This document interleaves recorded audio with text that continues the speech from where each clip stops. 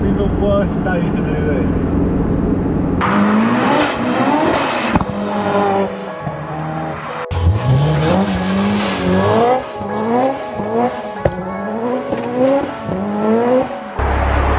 Hopefully the people will understand about the traction issues.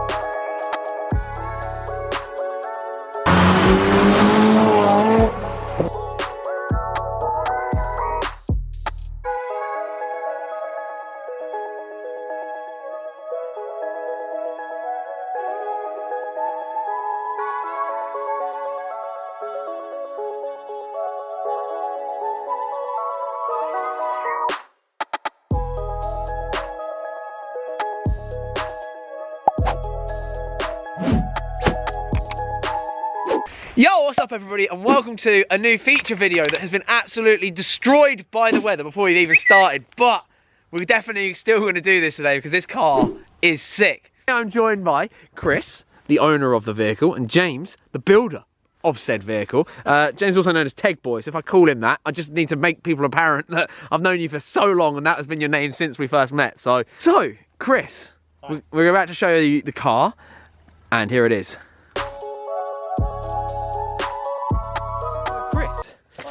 Teg Boy, are we going to talk about the car now? Normally on these features it'd be a little bit of talking about the car and then going out in the car with the owner, but this car in this weather does not just doesn't work.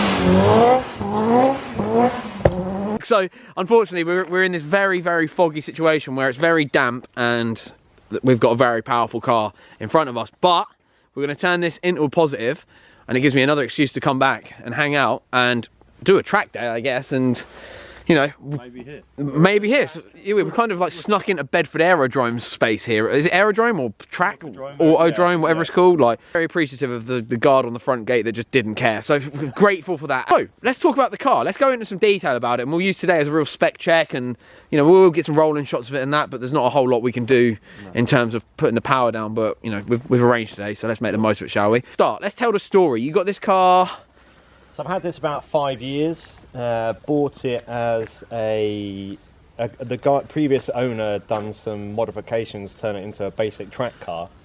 I thought I'd keep it like that and just have some fun, not too much money. And then and then you met this guy. Year on year, just more money gets spent on it, and now it's like this. It's turned into this absolute kind of complete, really. Absolute monster. So before we go under the bonnet and show the people where the magic happens, let's go around some of the spec of the vehicle on the outside. So we're going to go here first. What wheels are these? We have Wed Sport TC 105s, because I just got that wrong. Thank you for adjusting. And they're beautiful, followed with the AP Racing Pro 5000R brake kit behind that. And it's got the cool... What discs are they? I assume they are AP Racing discs as well. So it's a remember Raylan Motors, you know, Raylan Motors, Cosy, so it's a Raylan kit. Oh, it is a Raylan kit, is it? They build it around the caliper for whatever car you've got. If they don't have it on the shelf, or they don't have a spec for it, they will build it for you. But they've done S2000s before, so it's a kit that they sell. We knew it'd work, we knew it'd fit. And so they build their own disc, build their bells, and then build it around the caliper. So. That's so cool, man. Yeah. And what a setup. Like, that is serious. They're... I guess you class it as a British touring car spec caliper, spec disc. It's got a race pad in it, Pagid RS29s. Yep. So it's cool. It's a track pad. Track pad. And you're running AD08Rs on there, are they? For now. Yes. Are they AD08s or the new ones? Are they the previous ones? They're the not RSs. So the good ones that everyone was, they were much more happy with than this new set, right? Like, I've heard a lot of complaints about the... I mean, realistically, it's probably going to be the next upgrade, isn't it? Because I think so. NA, when it was NA, and I guess in its early power levels or whatever, they're a good tyre, but you've had how many heat cycles in these now? Oh, many like many track days on these tyres. Yeah. They've still got tread on amazingly, so they're actually a very good tyre for longevity. Yeah. That's probably the limit of the car at the moment, because it's got the power, the chassis is incredible, but it probably lacks a little bit of tyre grip when you're sort of on the limit. Yeah, for sure. Yeah. So as we come around here, I assume the rear brakes are also upgraded. Yeah. Talk me through this. So it's is it Saki Bomb? Saki Bomb Saki garage, Bomb. yeah. So basically it's a Mustang rear disc Right. and an RX-8 caliper. Right. with the Saki Bomb kit to adapt the calipers, adapt the handbrakes and all the brake line stuff. The reason we did it is because S2000s have a solid rear disc, so they can suffer from warping. They get hot. They're not the best option on track. So you can upgrade the pad and put a better disc in, but we thought if we're doing the front, let's do the back, so you have a decent match of brakes. So now it's a vented disc. I think the pad's a similar size and similar size caliper, but it's a bigger disc and it's vented. So Yeah.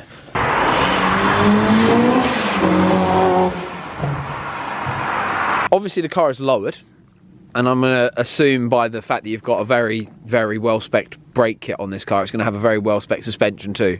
Yeah, it's pretty decent. I mean, you could, apart from going fully rose jointed and wise fab, this is probably as decent as it gets. So what is it sat on? It's on Olin DFEs, and then everything's polybushed.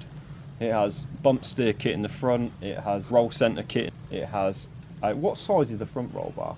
41. It's the front roll bar. So it's got a bigger front roll bar and a smaller rear roll bar. Again from Saki Bomb, and it was their spec Olins, isn't it? Yeah. So they're revalved. It's a Wow, okay, cool. Sprung DFE with their spec roll bars as a kit, and then it's got stock arms on the front with an SPC camber ball joint, camber arms on the back, proper toe arms with adjustment, because you get to a point if you go too low and you can't get the toe back into spec with the camber you want, so we've got toe arms as well. Well, you're a man after my own heart with this spec list, because we've got Olin's, AP Racing, and then as we open this door in here, Caro pole positions, finish with the black Takatas.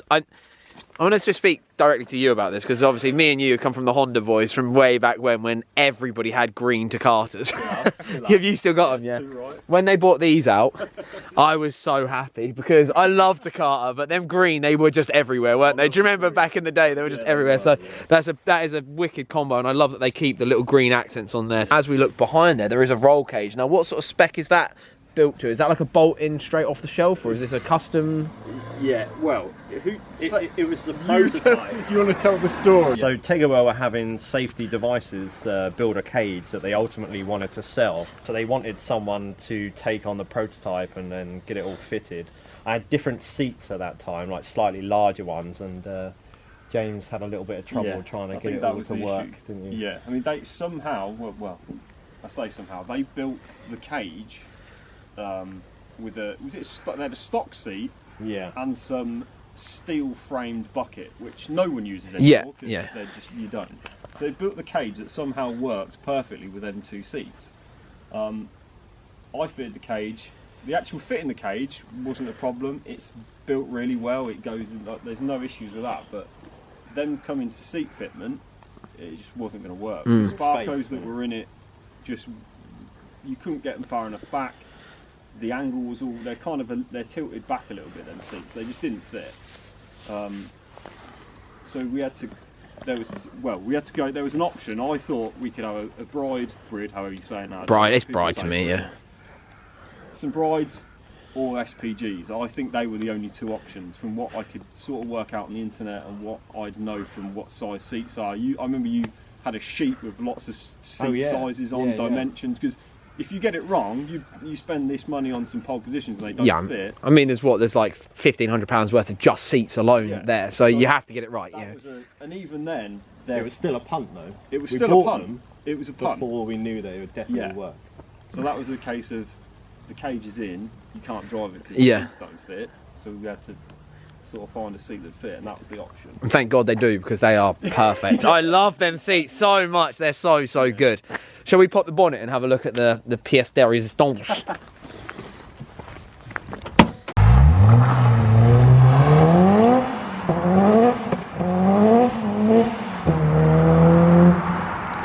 So here we are. We have the money maker here. Do you want to talk us through the spec of this thing, man? Because this is...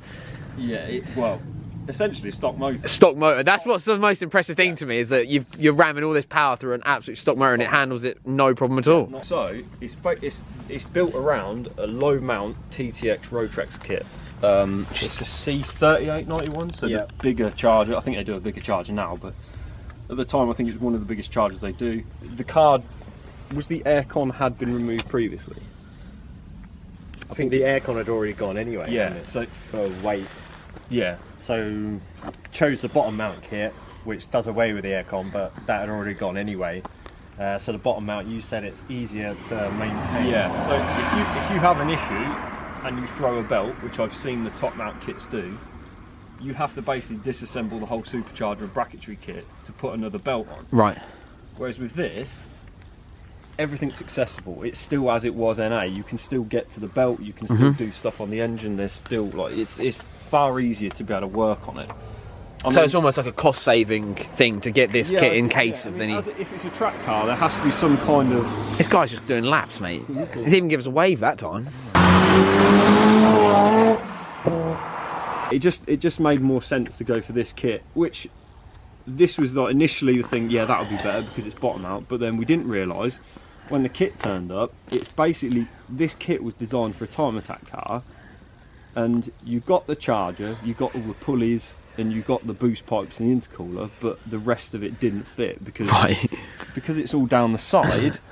The coolant hoses are meant to go down the side, and there was a lot of stuff where you have to relocate the fuse box, the battery. Obviously, lucky it had a smaller battery in, but there's stuff that just didn't fit because it wasn't designed to be put into a car that was a stock car. I think it was if you build a race car, everything comes out. You put the engine in and put stuff in it that you need, but not stuff you don't need. So we had to kind of redo the coolant lines. We have a hard line coolant hose for the top, repositioned the lower one. So it was a bit more work, but I think for the effort that it took, it ends up being a better kit because the accessibility and the sort of maintenance side is far better. You also were saying about the suspension stuff. Is that big yellow bar, the roll bar, sorry, you're talking about? Roll bar, as you see. Yeah, it's very thick. Sizable unit. Very, very thick. And then is there intercooling and all that coolant? So an intercooler in the front. There's an oil cooler that's just a custom oil cooler we built some brackets to mount the cooler. There's a cooler for the Rotrex and then the radiator. So there's a lot of cooling going on in the front. But luckily the S2000 has the space for. It does. Yeah. Yeah. I mean, there's enough room behind the bumper. There's enough room in front of the engine. There's loads of room to put stuff. Yeah. And what power does this currently put out? Because I was actually there when you mapped it. Do you remember? I was there when. That was a check. Power check. Yeah. That was in the alignment video. Yeah. So it makes 450 on I think just over a bar of boost. I can't remember the torque number, but it ramps up. Like, I mean, if anyone's driven a Rotrex car, they know that revs equals boost. So the higher you go up in the revs, the faster the charger spins, the more boost the engine makes. Yeah. So it's great on these cars because it still feels NA. It still feels like an S2000 or a Honda should feel. The VTEC still does its thing. It doesn't make boost and really spiky like a turbo kind of does, so you can map it out. But I like that it still feels NA. It still feels like an S2000, but the faster the revs build, the more boost you get, the faster the car goes. So the graph is literally like that. Yeah, the power line is power. It just goes up.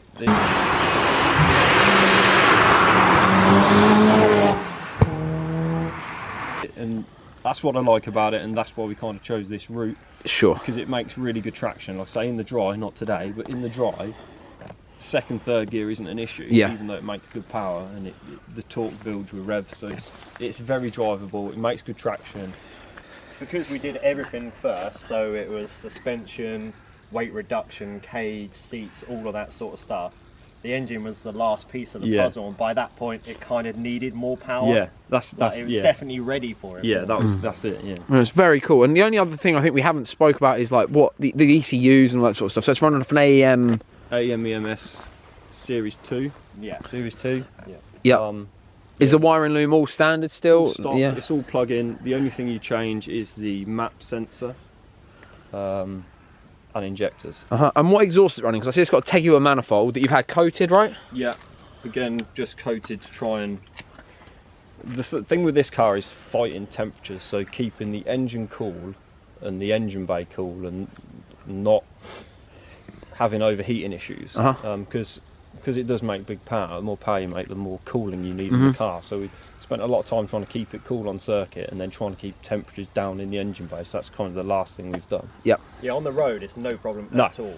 Nothing doesn't pick up much temperature at all. But on track, after sort of half a dozen laps, on a hot day, you are rising up. So that's why we've tried to keep it underbody a bit. And then off of the manifold, is it custom or is it an off-the-shelf kit? Or because you said in the car, because another problem, one of the reasons why we're doing all this talking out of the car is, oh my goodness me, it's still loud inside, and I do not have microphones or anything that would be able to pick our voices up properly. It's loud, but it's drony. It's drony, but I only saying that like because on the cameras it would pick up that. Is it? Oh, Tanabe, is it? Tanabe, yeah. Touring medallion. So basically, this is a quiet exhaust. But because it is boosted and it kind of makes more power, I guess it's louder than an A1 would be. But as I was saying on the way over here, we had to add a fourth silencer. It's ironic we're here. Ironic, yeah. We're in Bedford Autodrome, which has the worst sound levels for a track in right. the UK. And it's kind of Chris's local track, so you had to make it work. We had to make it work here, because if you can work here and you can do laps here and not get pinged, you can do anywhere. You can go pretty much anywhere. Brilliant. Well, I do want to go out in it today. I still want to give the audience, you know, something to see.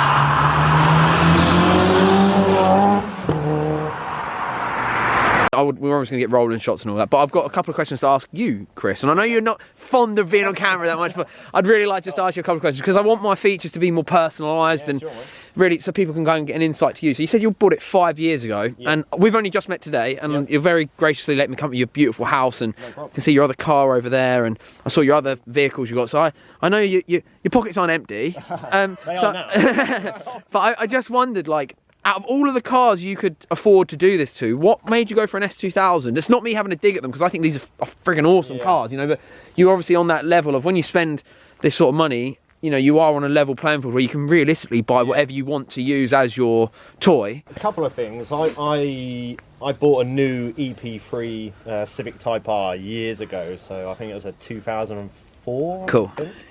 No. Yeah, about that. When they were new, yeah, it was a new car, and I remember sitting in an S2000 at the dealership and thinking one day I wouldn't mind an S2000. Yeah, it's just so snug in there, like really tight. So yeah, and then when I was looking for a track car just to have some fun in, this one came up, good price. Already had some bits and pieces done to it. I liked the colour. Yes, beautiful. So yeah, that was it. Yeah, it's cool, man. So you obviously come from a little bit of a Honda background as well. Then, if you had the EP3, so it's kind of like a natural progression. Yeah, I feel I like. had a few Hondas actually. Yeah, cool. This is the third, fourth Honda, I think. Yeah. And I like 'em. And you obviously got your new car as well, your beautiful new Porsche. How do you feel that this compares? Like, have you really been able to drive the Porsche much? Because I know you've only just got it, so. I only had it a few days really. Size-wise, I was surprised with the Porsche about how tight it actually feels. It's similar to the S2000 inside. Obviously they're going to be a completely different sort of car. I'm going to use them in a different way. This is now pushed to being, I guess, pretty much just my track car now. And then the Porsche will be used for road trips and stuff. But, but I think I will get them both on track at some point. Yeah, I think as well, this is just me talking from my own experience with having a car that I had on the road. You know all too well, my Civic was like my car that I took to all the shows, and I used to drive it all the time at night and be naughty in it. And then when I kind of made it my dedicated track car and I took it off the road and it no longer had a registration or anything like that, and it's now my out-and-out track car, it's that much more special to me, because every time I go and look at it, I'm like, oh, we're going to have some fun today. It's like one of those things where it's not like, oh man, I've got to put my harnesses on and drive to the car event and it's going to be horrible, I've got no heating. It's like, right, we're going to beat the living hell out of you today, you know, little car, let's go have some fun, and if we break you at the end of it, we'll fix you again. And it's I think it's like a real, you almost like bond with it a little bit, because it becomes a purposeful bit of kit in your life, instead of like, oh man, I've got to drive that horrible I mean, you've got Ohlins on this, so that the drive over was amazing. So like, you know, this isn't as uncomfortable as what mine was. It's a comfy road. Yeah. You've made it even better by putting coilovers on it. How? What? hope everybody on the video likes this type of video. I know it's not as chaotic with all the driving around. We are going to take it out real quick and get some nice shots of it, but like I said, in the car it was just too loud to do an interview, especially on today with the weather being like, it looks fine in camera really, but like you can barely see that tower over there while we're here, so this is freezing. our hands are numb, they're gone so bright they're red. Obviously we're talking about the suspension and all that sort of stuff, and you just said it also got a quaif diff in it. Yes, quaif diff. I think on track the diff just destroyed itself. Right.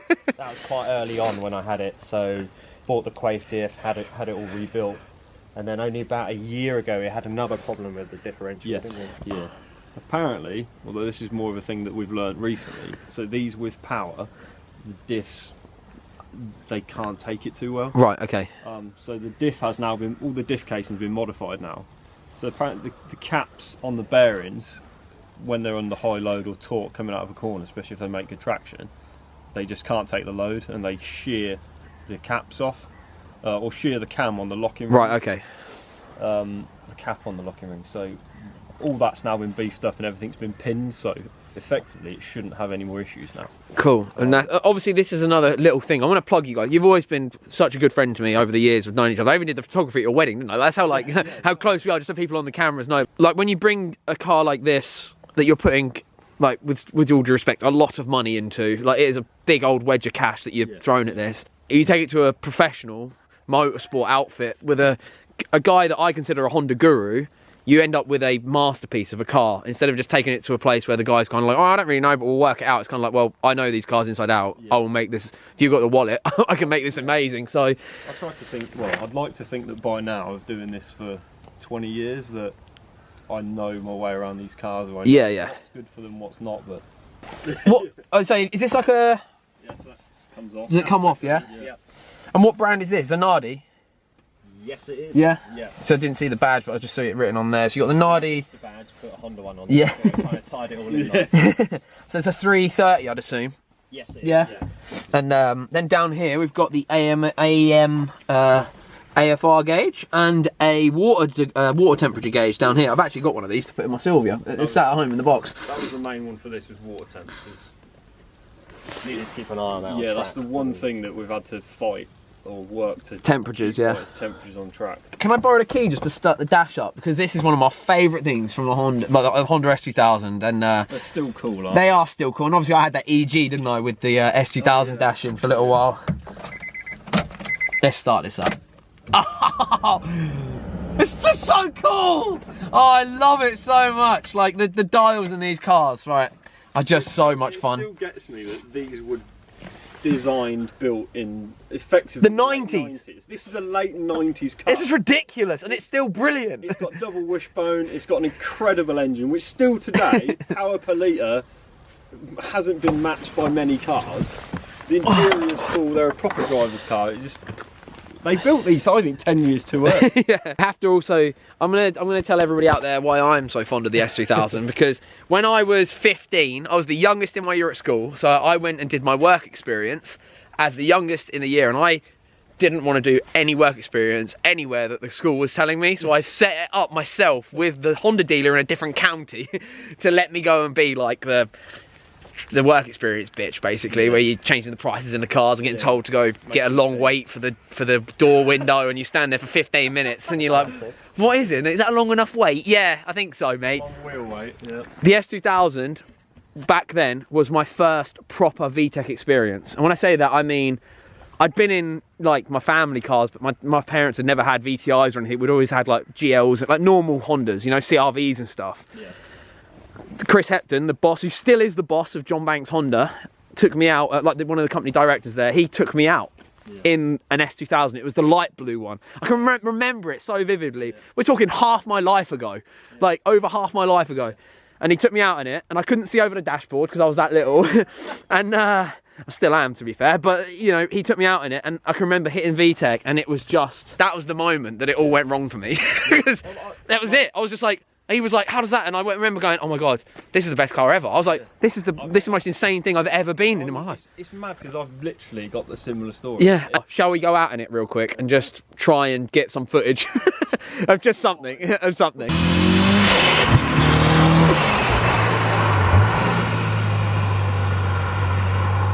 we're being kicked out of here by a very polite man. I'm not. He's not technically kicked us out, but he kindly said, "Can you leave?" without saying that. So I'm just taking it upon myself to say we're gonna leave here now. Try and find somewhere to try and get some form of video because this thing just spins in this damp road. I'm not Chris Harris. I wish I was, but so yeah, we'll try and find something. I really want to give the people the noise and the experience as well. So we'll try to figure something out at least. It just spins so much. This is not. I wouldn't say it's not fun, but it's not fun.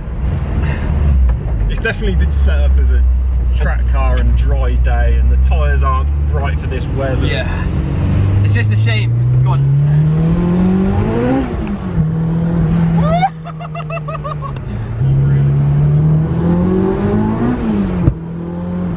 Oh my god, it just feels so fast. And the second VTEC's about to kick in, that rear end just goes loose, doesn't it? I can feel it from here, I'm holding on for dear life. It's weird though, because to me that feels slow because of how it normally feels in the drive. Yeah. But to me, that feels like it's about to unload. That's like gently rolling into it, but when it's dry, you can't drive it like can't wait. You would an NA would. It's really weird. The best thing about this for me, Tech Boy, is that it means I get to come and do top part 2 of this. Like exactly. this is like the thing. Like it's cool. Like do like this. It's like a spec chat more than anything, isn't it? Like I mean, if this was mine and I'd done loads of miles in it and know this car inside out, like probably be able to drive it a lot faster. But 1, it's not mine. 2, it's cost a lot to build. 3, it's not the kind of day where you want to go. Yeah. I mean, you can see how wet it is on the road. It's just horrible. AJ convinced me to do this. I would say this is enjoyable, but it isn't.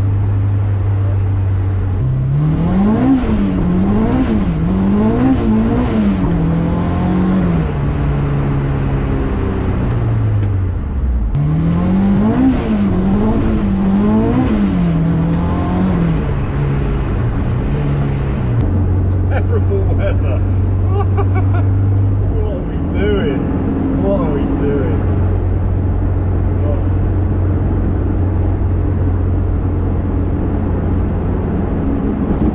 I guess this is the one advantage of modern cars. They definitely make speed far more accessible on days like this, or even any day for anyone that's an average driver. Like myself, I'm not saying I'm a good driver, but on an average day, you could drive a modern car far faster than you'd be able to drive this. I mean, this isn't set up for days like this. It's definitely set up for a warm, dry track day, but I mean, without traction control and stability control and all that sort of stuff, it does make a difference. Definitely.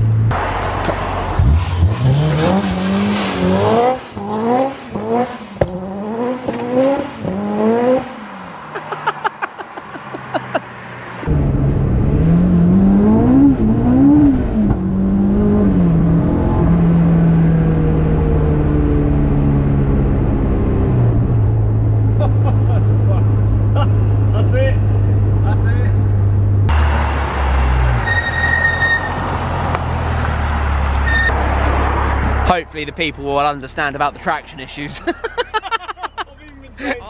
So that brings today to a close.